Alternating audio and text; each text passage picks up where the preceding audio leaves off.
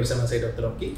Saya Dr. Friska. Hari ini kita akan membahas tentang salah satu yang tren di dunia kecantikan, treatment yang namanya filler. Filler itu apa sih Dr. Friska? filler itu sebenarnya segala macam bahan yang bisa digunakan untuk dimasukkan ke dalam tubuh gitu ya. Jadi bahannya bisa macam-macam. Kalau dulu mungkin orang bisa pakai silikon atau bisa juga orang suntikan sel lemak. Kemudian ada juga yang calcium hydroxyapatite. Tapi yang sekarang ini paling umum digunakan itu adalah si asam hyaluronat isinya. Asam hyaluronat itu sebenarnya zat asing atau emang udah ada di dalam tubuh kita, Dok? Secara alami asam hyaluronat ini sendiri sebenarnya sudah ada di dalam tubuh kita sendiri. Dia yang menjaga kelembaban kulit, dia yang menjaga kekenyalan kulit. Namun kalau yang di filler ini memang dia itu buatan. Jadi buatan pabrik yang dimodifikasi dengan sedemikian rupa sehingga menghasilkan zat yang mirip dengan asam hyaluronat yang ada di dalam tubuh kita. Jadi sebenarnya filler ini aman nggak, Dok? Nah, kalau ngomong soal aman, setiap tindakan, apalagi tindakan kedokteran itu memang kan mengandung, pasti ada resiko. Sebenarnya selama yang melakukannya adalah orang yang berkompeten dan paham apa yang dia lakukan, ya kita bilang aman gitu. Oke, jadi kalau misalnya definisi aman, nggak aman, kalau nggak amannya itu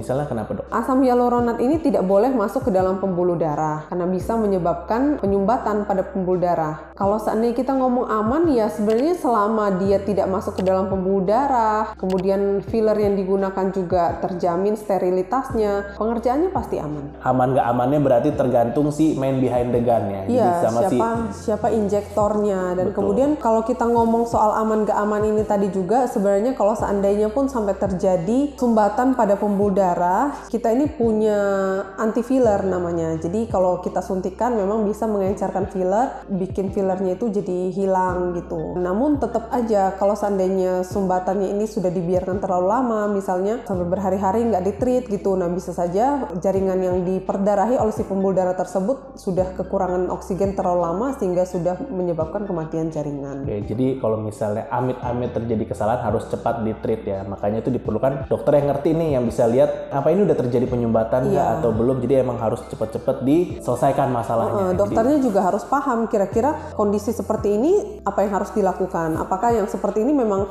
tanda-tanda penyumbatan pembuluh darah, apa ini cuma memar biasa gitu, dokternya juga harus paham. Nah, jadi buat kalian yang mau melakukan filler itu jadi sebenarnya aman, boleh selama kalian memilih tempat atau ya dokter yang benar-benar orang yang paham dengan si tindakan filler tersebut ya, Dok ya. Iya, kenapa kita ngomong dokter yang memang yang berkompeten untuk injektor, sebagai injektor ini memang hanya seorang dokter gitu ya. Jadi kayak perawat bahkan kayak bidan gitu sebenarnya juga tidak berkompeten untuk melakukan injeksi filler. Apalagi kalau ternyata bukan tenaga kesehatan, kan banyak tuh kadang-kadang ceritanya salon tapi menawarkan injeksi-injeksi filler. Nah, itu teman-teman harus waspada. Walaupun ditawarkan biasanya dengan harga lebih murah. Iya, dengan harga lebih murah. Ya kita bukannya mau menjelekkan salah satu pihak ya, tapi sebenarnya emang kondisi tindakan filler ini kalau dilihat di video atau lihat itu di YouTube tuh banyak.